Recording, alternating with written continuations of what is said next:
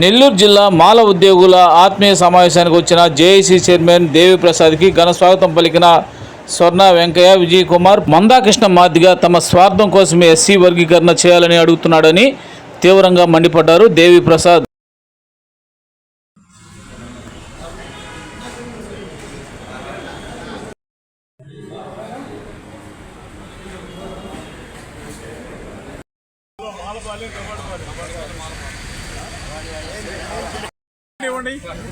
Side ఇంటి ప్రశాంతంగా ఉండండి, ఏ ప్రాబ్లం లేదు.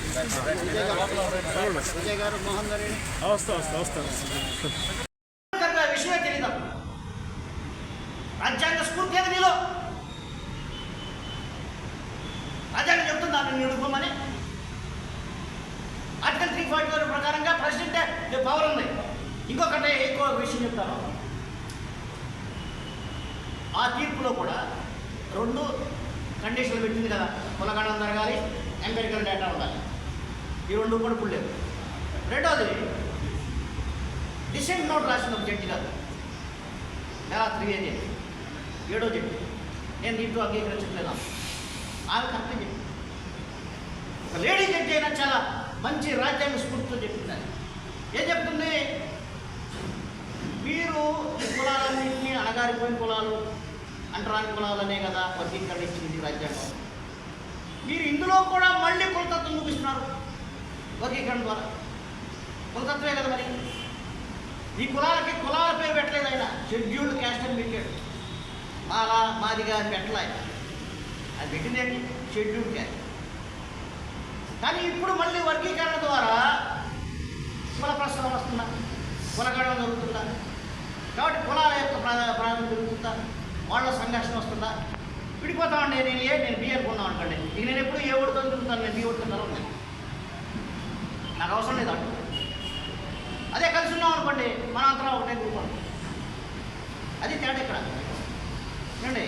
అందువల్ల బేలాద్రివాది చెప్పింది రివర్స్ డిస్క్రిమినేషన్కి చోటిస్తుంది వర్గీకరణ అనేది. డీ రిజర్వేషన్కి చోటిస్తుంది, కులతత్వానికి చోటిస్తుంది. అసలే అడగాలి కులాలని కదా మనం ఇచ్చేది రిజర్వేషను. మళ్ళీ ఇందులో ఎక్కువ తక్కువ ఏంటి? మాలవాడు ఎక్కువ, మాదివాడు తక్కువ కాబట్టి మళ్ళీ రిజర్వేషన్ ఇస్తానంటాడు. చంద్రబాబు నాయుడు గారు తప్పు, మీరు ఇచ్చేది తప్పు. మీరు విరమించుకోండి. అసలు ఎక్సర్సైజ్ అనవసరం మీకు. మీరు మాలో మాకు తగాదాలు పెట్టి ఈరోజు రాజ్యాంగ ఫలాలు కొన్నారంటే అది కూడా జరగదు. ఎందుకంటే 2000లో మీరు వర్గీకరణ చేశారు, 2004లో మీరు ఓడిపోయారు. మరి ఇప్పుడు వర్గీకరణ చేయండి, 2029లో ఓడిపోతారు మీరు. ఏమయ్యే ఓట్లు? ఎందుకంటే గత ఎన్నికల్లో 40% మంది మాలలు మీకు ఓటేశారు. ఎందుకు వేశారు? వర్గీకరణ చేయమని వేశారా? అప్పటి ప్రభుత్వం మీద వ్యతిరేకతతో 27 పథకాలు రద్దు చేశారు. దళితులకు ఉండాల్సినటువంటి స్కీములు రద్దు అయిపోయి ₹1 కూడా ఎస్సీ కార్పొరేషన్కి ఇవ్వలేదు. సప్లై నిధులు వారి చేశారు. ఇవన్నీ కోపంతో వాళ్ళు మీకు వేశారు ఓట్లు.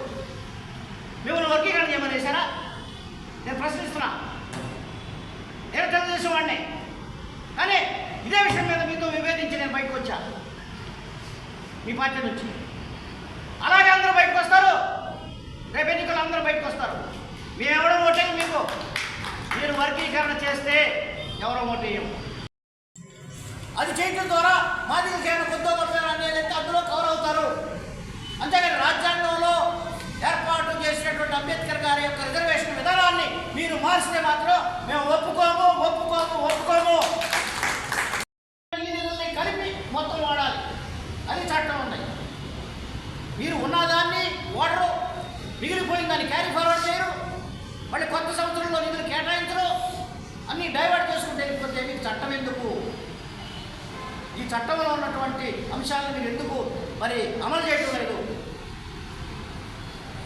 అలాగే మరి ఎవరి మీద దాడి జరిగినా, అత్యాచారం జరిగినా, ఏదైనా పోలీసులు ఎస్సీ ఎస్టీ అట్రాసిటీస్ కేసు జరిగినప్పుడు మరి వెంటనే అరెస్ట్ చేసేటువంటి బాధ్యత ఉన్నటువంటి పోలీసులు వాళ్ళకి నోటీసులు ఇస్తున్నారు. నోటీసులు ఇచ్చి టైం ఇస్తున్నారు. ఈ టైంలో వాళ్ళు బెయిల్ తెచ్చుకుంటున్నారు, లేదా స్టేషన్ బయలు వేస్తున్నారు. ఇది ఎంతవరకు నిజం? కాబట్టి ఇవన్నీ కూడా మీరు అరికట్టాల్సినటువంటి బాధ్యత ఉంది. చట్టాలని సవరించండి, చట్టాలను అమలు చేయండి, రాజ్యాంగాన్ని అమలు చేయండి, రాజ్యాంగ స్ఫూర్తి ద్వారా నడవండి. దళితులు ఇంకా వెనకబడిపోయి ఉన్నారు. వీళ్ళకి ఇంకా కొన్ని వందల సంవత్సరాలు రిజర్వేషన్ ఇస్తే తప్ప వీళ్ళు పైకి రారు. కొన్ని వందల సంవత్సరాలు ఇవ్వాలి రిజర్వేషన్. ఇంకా రిజర్వేషన్ పెంచాలి. ఈ దేశంలో 25% దళితులు ఉంటే మీరు ఇచ్చే రిజర్వేషన్ 15%. అంటే 10% ఇంకా మేము కోల్పోతున్నాం. రిజర్వేషన్ సౌకర్యాన్ని మేము కోల్పోతున్నాం. కాబట్టి మీరు ఇమీడియట్గా రిజర్వేషన్ ఉన్నటువంటి 15%ని 25%కి పెంచాలని డిమాండ్ చేస్తున్నాం. అదే కాకుండా మళ్ళీ 15%ని 25%కి పెంచండి. మీకు మాదిగల మీద మీకు ప్రేమ ఉంటే మేమే వాళ్ళకి పే చేద్దాం. అట్లా మాదిగల మీద మీకు ప్రేమ ఉంటే మీరు ఈడబ్ల్యూఎస్లో పెట్టండి. ఎందుకంటే వాళ్ళు ఎకనామిక్గా అనుబడిపోయారు అంటున్నారు కదా. ఎకనామిక్గా అనుబడిపోయిన వాళ్ళకే కదా అది. ఎకనామికల్లీ వీకర్ సెక్షన్స్కే కదా ఈడబ్ల్యూఎస్ 10%. ఓన్లీ అప్పర్ క్యాస్ట్కి ఎందుకు ఉండాలి అది? ఈ రిజర్వేషన్ ఉన్నటువంటి సౌకర్యాలు ఎనబడిన వాళ్ళని తీసుకురాని పెట్టండి. ఎందుకంటే రిజర్వేషన్ ఇచ్చింది ఎకనామిక్ బ్యాక్వర్డ్నెస్ మీద ఇవ్వాలా. రిజర్వేషన్ ఇచ్చింది సోషల్ బ్యాక్వర్డ్నెస్, అన్టచబిలిటీ బేసిస్ మీద ఇచ్చారు. ఎడ్యుకేషనల్ బ్యాక్వర్డ్నెస్ మీద ఇచ్చారు. ఎకనామిక్ బ్యాక్వర్డ్నెస్ మీద ఇవ్వలేదు. కాబట్టి ఎకనామిక్ బ్యాక్వర్డ్ అని మీరు అనుకుంటే వాళ్ళు ఈడబ్ల్యూఎస్లో పెట్టండి. మనం తీసేయండి షెడ్యూల్లో తీసేసి వాళ్ళు ఈడబ్ల్యూఎస్లో మనసు పెట్టండి. వాళ్ళకి అసౌకర్యం కలగలేదు. కూడా చాలా మీకు 5% పెంచండి. 10%, 15% పెంచండి. 10% ఎవరు అడిగారు మీరు చేశారు? ఉద్యమం జరిగిందా? ఒక డిమాండ్ ఉందా ఈడబ్ల్యూఎస్ ఉండడానికి? మీరు పెట్టేసినప్పుడు వీళ్ళు కూడా వెనకబడారంటే ఎకనామిక్ బేసిస్లో వాళ్ళు వెనకబడిపోతే ఈడబ్ల్యూఎస్లో పెట్టండి. సోషల్ బ్యాక్వర్డ్నెస్లో ఉన్న వాళ్ళు ఇందులోనే ఉంచండి. అలాగే ఎడ్యుకేషన్ బ్యాక్వర్డ్నెస్ ఉన్న వాళ్ళు ఇందులోనే ఉంచండి. ఇది దీనికి యొక్క అంటరానితనం ఉన్న వాళ్ళని మాత్రం ఇందులో ఉంచండి. అదే మేము చెప్పేది. కాబట్టి మేము మాదిగలనే వ్యతిరేకం కాదు. మాదిగలు అభివృద్ధి చెందాలి, మాలలు అభివృద్ధి చెందాలి. 59 కులాలు ఉన్న రాష్ట్రంలో ఉన్న ప్రతి ఒక్కరు అభివృద్ధి చెందాలి. అయితే ఇంకో విషయం ఉంది. ఇందులో 59 కులాలని కలిపి మనకు 15% రిజర్వేషన్ అనేది రాజ్యాంగం. ఇప్పుడు మీరు వర్గీకరణ చేయడం ద్వారా ఏబిసిడీలు చేస్తారు. కుక్కలు అయిపోతాయి.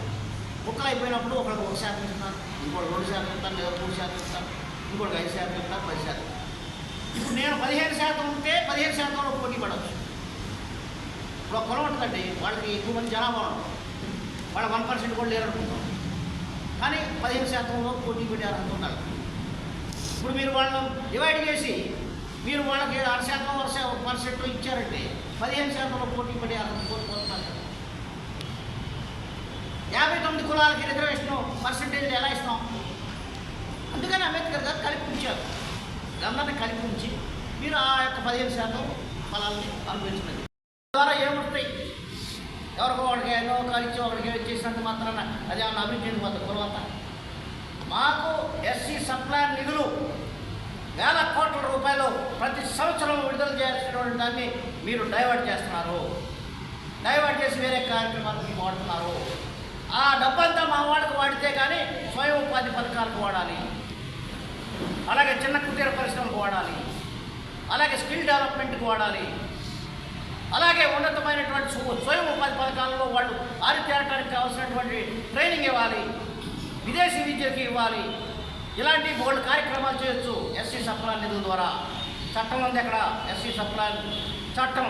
ఆ చట్టాన్ని మీరు మరి ఫాలో అవట్లేదు. ఒక సంవత్సరం కనుక ఎస్సీ సప్లాన్ నిధులు వాడకుండా మిగిలిపోయి ఉంటే ఆ amount next year carry forward చేయాలి. అసలు గ్రౌండ్స్ ఆఫ్ అప్పీల్లో లేని దాని గురించి మీరు తీర్పు ఎందుకు చెప్తున్నారు అంటే ఇదంతా ఒక బ్యాక్గ్రౌండ్లో జరుగుతున్నటువంటి ఒక కుట్ర విధానం. క్రీమీ లేరనే వద్దు మాకు. నేను ఒకటే అడుగుతున్నా మిమ్మల్ని, మీరు వేల సంవత్సరాలు అన్ని హక్కులు అనుభవించారు. విద్యా హక్కు ఉంది, ఉపాధి హక్కు ఉంది, మత హక్కు ఉంది, అన్ని మానవ హక్కులు ప్రాథమిక హక్కులను మీరు అంగీకరించి మీరు ఆల్రెడీ ఫండమెంటల్ రైట్స్ అనుభవించారు కదా. మీరు అంతకుముందు చట్టం రాజ్యాంగం రాకుండా మరి మీరు ఎందుకు కనబడిపోయారు? మీకు ఈడబ్ల్యూఎస్ ఇచ్చారు కదా. ఎకనామికల్లీ వీకర్ సెక్షన్స్కి 10% రిజర్వేషను పార్లమెంట్ పాస్ చేసింది. అది ఎవరికి? ఉన్నత కులాల వాళ్ళకి. మీరు వెనకబడిపోయారు ఆర్థికంగా కాబట్టి మీకు రిజర్వేషన్ పెట్టారు. మీకు అన్ని హక్కులు ఉంటే మీరు ఎందుకు వెనకబడిపోయారు? మరి వెనకబడిపోయారు, మీరు రిజర్వేషన్ తీసుకుంటున్నారు కదా. మరి మాకు క్రిమినల్ ఎందుకు పెడతారు? మాకు పెడితే మీరు క్రిమినల్ మీకు 12 లక్షల దాకా ఆదాయం లిమిట్ పెట్టారు. మామూలు 2 లక్షలు అంటే మీకు ఏ రిజర్వేషన్ లేదని చెప్తున్నాడు. ఇది ఎంత దౌర్భాగ్యం అండి. అది కాకుండా మనం ఇప్పుడు క్రీమీ లేయర్ ద్వారా నెక్స్ట్ జనరేషన్ లేకుండా చేయాలని చూస్తున్నారు. మీరు జనరేషన్స్ అన్ని హక్కులు అనుభవించారు. అన్ని హక్కులు అనుభవించినటువంటి మీకే వెనకబాటుతనం ఉన్నప్పుడు స్వాతంత్రం వచ్చి 75 ఏళ్ళు కూడా కాలేదు, మాకెందుకు వెనకబాటుతనం ఉండదు? మా కులాలు ఎక్కడ అభివృద్ధి చెందని ఉద్యోగాల ద్వారా అందరూ అభివృద్ధి చెందుతారా? ప్రభుత్వ రంగంలో మీకు ఇచ్చే ఉద్యోగాలు ఎన్ని? అందులో బ్యాక్లాగ్ పోస్టులు ఎన్ని? మీరు ఫిలప్పే చేయట్లా. ప్రభుత్వంలో ఉన్నటువంటి ఉద్యోగాలు మీరు ఫిలప్పే చేయట్లా. కాబట్టి ఫిలప్పే చేయని ఉద్యోగాలు అట్లా పెట్టుకుని కూర్చుని వీళ్ళకి ఏమైనా పెద్ద సంపాదించుకున్నారు, వీళ్ళు బాగుపడిపోయారని చెప్పి మీరు అంటారా? అసలు ఉద్యోగాలు ఎన్ని వస్తాయి? దేశం మొత్తం మీద జరుగుతున్న యూపీఎస్సీ నియామకాల్లో 15% 100 పోస్టులు వస్తాయి. ఐఏఎస్ 100 పోస్టుల్లో 15% అంటే 15 పోస్టులు వస్తాయి. మాకు ఆ 15 పోస్టులు పంచుకుంటే రాష్ట్రానికి 28 ఉన్నాయి. రాష్ట్రానికి 1 కాదు 6 పోస్టులు వస్తుంది. ఈ 15 పోస్టులు రాష్ట్రంలో ఒకడు ఐఏఎస్ అయినంత మాత్రాన కులమంతా అభివృద్ధి చెందుతా? కులాలన్నీ కూడా మా మాలకులు గ్రామాల్లో నిరుద్యోగులుగా, వ్యవసాయ కూలీలుగా, రాడ్ బెండింగ్ చేసుకుంటూ, లేదంటే కన్స్ట్రక్షన్ వర్కర్స్గా వాళ్ళందరూ రోజువారీ వేతనంలో మరి ఉంటున్నారు. ఇంజనీరింగ్లు చదివి, పోస్ట్ గ్రాడ్యుయేషన్ చదివి, పిహెచ్డీలు చేసిన వాళ్ళకి ఉద్యోగాలు లేక కూలీనాలు వెళ్తున్నారు. రోజు ఒకళ్ళు అడుక్కోలేక, ఒకళ్ళ దగ్గర ఆత్మగౌరవం చంపుకుని బతకలేక, వాళ్ళు రెక్కల కష్టం మీద బతకాలనే పాయింట్లో వాళ్ళు వెళ్ళి కూలీనాలు చేస్తున్నారు. ఈ విషయం మీకు తెలుసా? చంద్రబాబు వాళ్ళు అభివృద్ధి చెందారంటున్నారు. ఎక్కడ అభివృద్ధి చెందారు? వాళ్ళంతా చదువుకున్నారు. అంబేద్కర్ గారు యొక్క విధానంలో వాళ్ళు నడిచి మాలలో చదువుకున్నారు. చదువుకోవడం తప్ప నేరమా?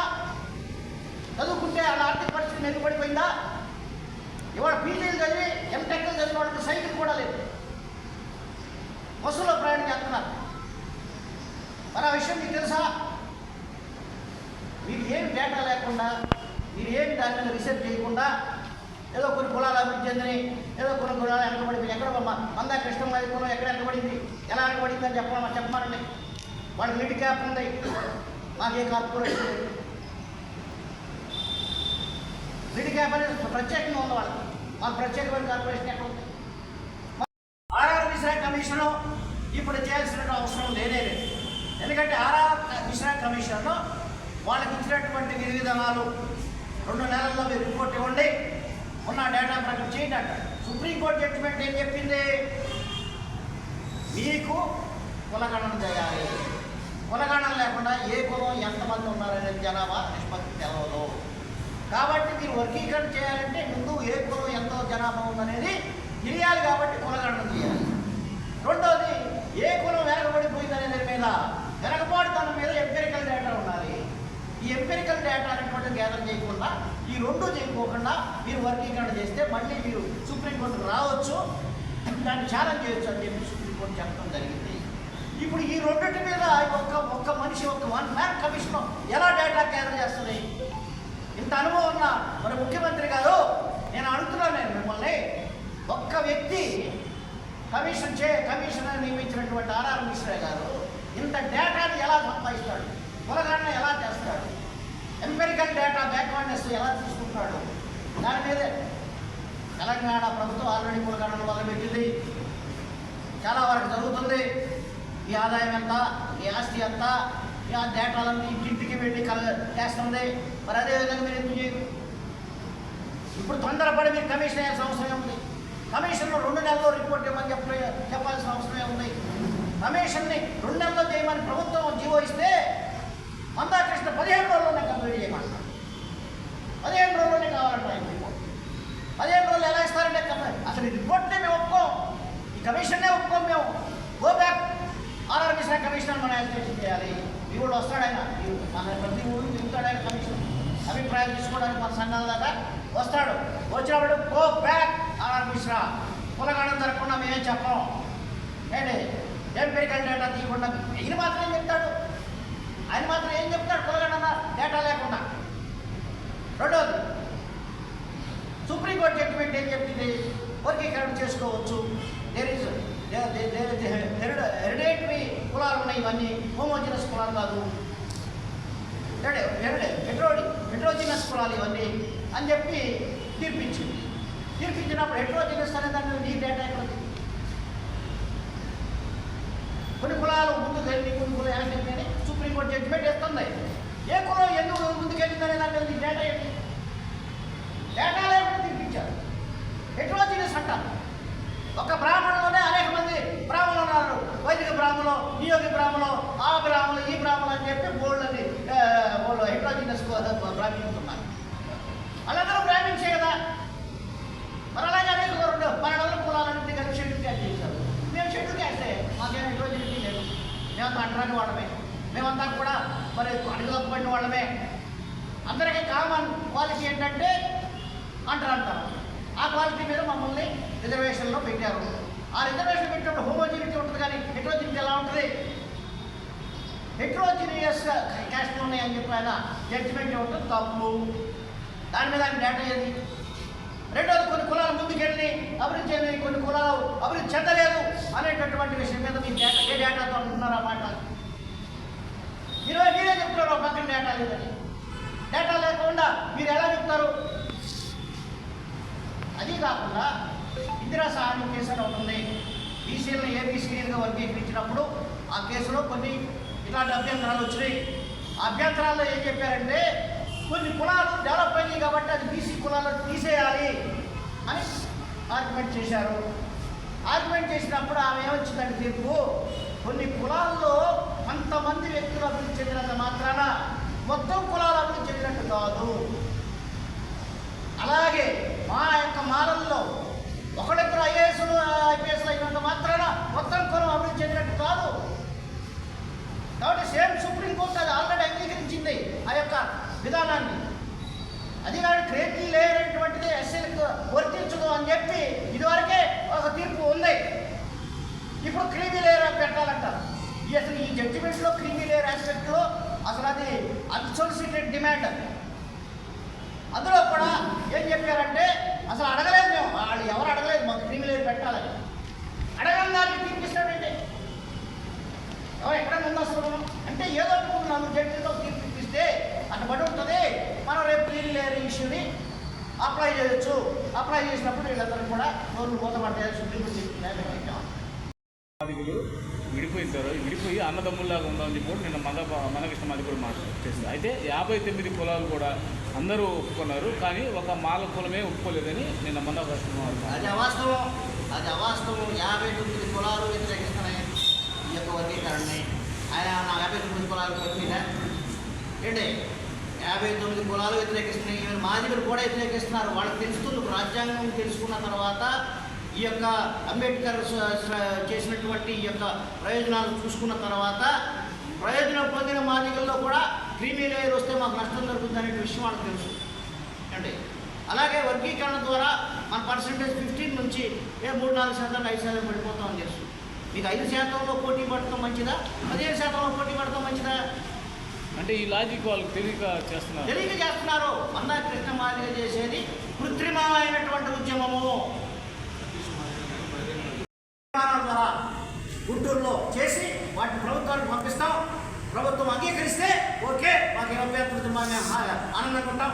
మీరు కనుక అంగీకరించకుండా అడుగు ముందుకేసినట్లయితే ఉద్యమం ఉధృతంలో పొందాల్సింది. ఉద్యమాన్ని కంటిన్యూ చేస్తాం. ఉద్యమాన్ని మరి చివరి విజయం వరకు కూడా మేము ఇందులో మరి ప్రతి ఒక్క వ్యక్తి పాల్గొని విజయవంతం చేస్తాడని సందర్భంగా మరి తెలియజేస్తూ పత్రికాముఖం అందరికీ చెప్పేది ఏంటంటే మా ఉద్యమానికి మీరు సహకరించండి. మేము చేస్తున్న డిమాండ్లు మీరు ప్రచారం చేయండి. మరి పత్రికలు వచ్చిన చూడండి. కాబట్టి మా న్యాయమైన డిమాండ్ మాది. మేమేది రాజ్యాంగ వ్యతిరేకం చెప్పలేదు. వర్గీకరణ రాజ్యాంగ వ్యతిరేకం. కాబట్టి రాజ్యాంగ వ్యతిరేకమైనటువంటి చర్యలకి పాల్పడొద్దని చెప్పి ప్రభుత్వానికి విజ్ఞప్తి చేస్తున్నాం. అలాగే